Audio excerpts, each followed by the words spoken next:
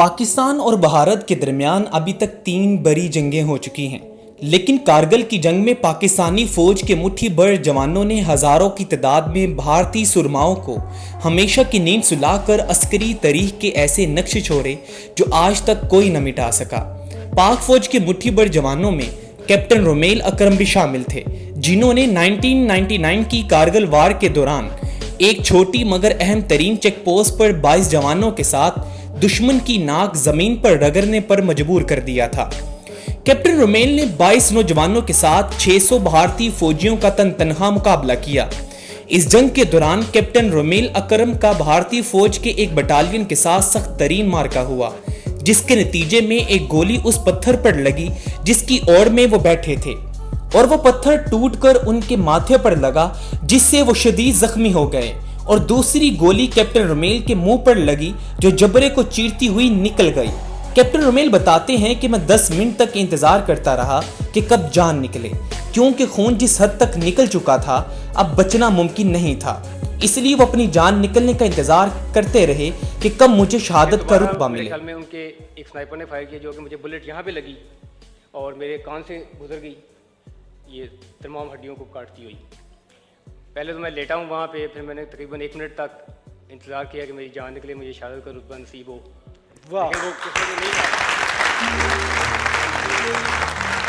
Captain Romail video میں خود بتاتے ہیں کہ میں اپنے بنکر سے باہر آ کر دشمنوں کی نقل و حرکت کا جائزہ لے رہا تھا کہ اسی لمحے بھارتی فوج نے اپنی توپوں کے فائرز کھول دیے، جس کے نتیجے میں ان کے 6 سے 7 ساتھی شہید اور متعدد زخمی ہو گئے۔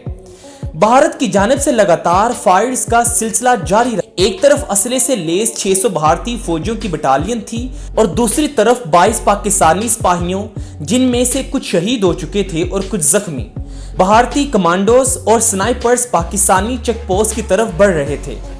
دوستو، پاکستان چیک پوسٹ پر موجود ہیوی گنز آپریٹر بھی شہید ہو چکا تھا۔ کیپٹن رومیل نے خود آگے بڑھ کر پتھروں کی اوڑ میں گن سنبھالی اور پاکستانی چیک پوسٹ کی جانب بڑھنے والے بھارتی فوجیوں پر فائر کھول دیا، جس سے بھارتی فوجی وہیں ہلاک ہو گئے، اور وہیں چھپے بھارتی سنائپرز نے کیپٹن رومیل پر فائر کھولا اور گولی سیدھا ان کے سامنے موجود پتھر پر لگی، اور وہ پتھر ٹوٹ کر برق رفتار سے کیپٹن رومیل کے سر پر لگا، جس سے خون کا فوارہ نکلا اور ان کی وردی خون سے بھر گئی۔ کیپٹن رومیل رینگتے ہوئے دوسرے پتھر کے پیچھے آئے اور پھر سے دشمن کی فرنٹ لائن فورس پر فائر کھول دیا اور 60 سے 70 بھارتی فوجیوں کو وہیں ہلاک کر دیا۔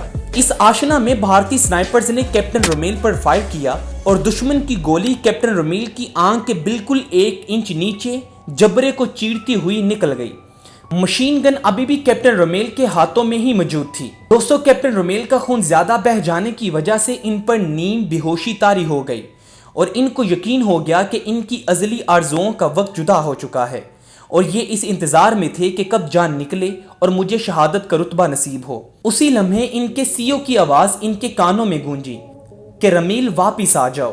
کیپٹن رومیل نے اپنی آنکھیں کھولیں، تھوڑے ہی فاصلے پر دشمن کا بنکر تھا۔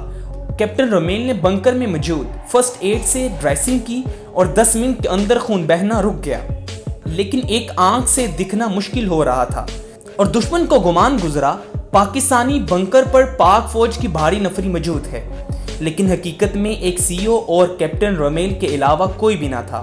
دوستو، دنیا کے ممالک کی افواج میں یہ بات ممکن ہی نہیں کہ فرنٹ لائن پر چند ساتھیوں کے ساتھ CEO موجود ہو، لیکن پاکستانی فوج کی یہ شان ہے، اس میں ہائیلی رینک آفیسر بھی فرنٹ لائن پر موجود ہوتے ہیں۔ یہ چند مٹھی بھر پاک فوج کے نوجوانوں نے بھارتی فوجیوں کا منہ توڑ جواب دیا اور ان کی توپ خانوں کا منہ بند کر دیا، اور بعد میں کیپٹن رومیل کو زخمی حالت میں ہسپتال منتقل کر دیا گیا۔ ان کے چہرے پر گولی کا نشان آج بھی موجود ہے، جس پر ان کا کہنا ہے ان کے جسم پر سب سے خوبصورت حصہ وہی حصہ ہے۔ فوج سے ریٹائرمنٹ کے بعد پولیس میں سول سروس کا امتحان دیا اور پولیس میں شمولیت اختیار کی، اور ان دنوں پولیس میں آپ SSP کے عہدے پر فائز ہیں اور اپنی خدمات سر انجام دے رہے ہیں۔ اس ویڈیو میں کیپٹن رومیل کے بارے میں ذکر کرنے کا مقصد پاک فوج کے چھپے ہوئے نوجوانوں کی قربانیوں کا ذکر کرنا تھا کہ آپ مطمئن ہو سکیں کہ پاک دھرتی محفوظ ہاتھوں میں ہے۔ پہلے تو میں لیٹا ہوں وہاں پہ، پھر میں نے تقریباً 1 منٹ تک انتظار کیا کہ میری جان نکلے، مجھے شہادت کا رتبہ نصیب ہو۔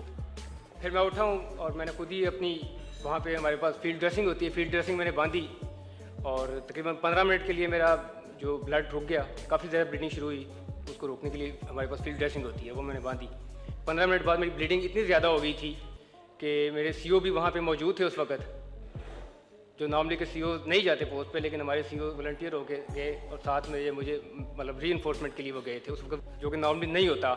मेरे ख्याल में इंडियन फोर्सेस में आपको कहीं भी ऐसी मिसाल नहीं मिली होगी, यहाँ के CO जो है एक छोटी सी पोस्ट पे जहाँ पे कि 26 आदमी है वहाँ पे मौजूद हो। दुनिया में सबसे इंसान को जो चीज़ अजीज़ होती है वो उसका जिस्म जान है। इसको सजाने, इसको संवारने के लिए वो कितने मराहिल से गुज़रता है।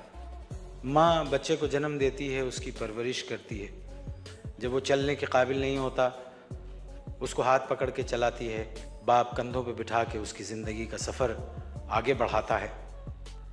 और इसी तरह से कहीं चोट लग जाए ज़रा सी तो सारे घर वाले जमा हो जाते हैं कि बच्चे को चोट लग गई। ये भी तो एक बच्चा है, किसी माँ का बच्चा है। और ये कैसा बच्चा है जिसे चोट लगी तो बजाय चीखने चिल्लाने और मरहम पट्टी को पुकारने के लिए ये दुआ कर रहा है वहाँ महास पे कि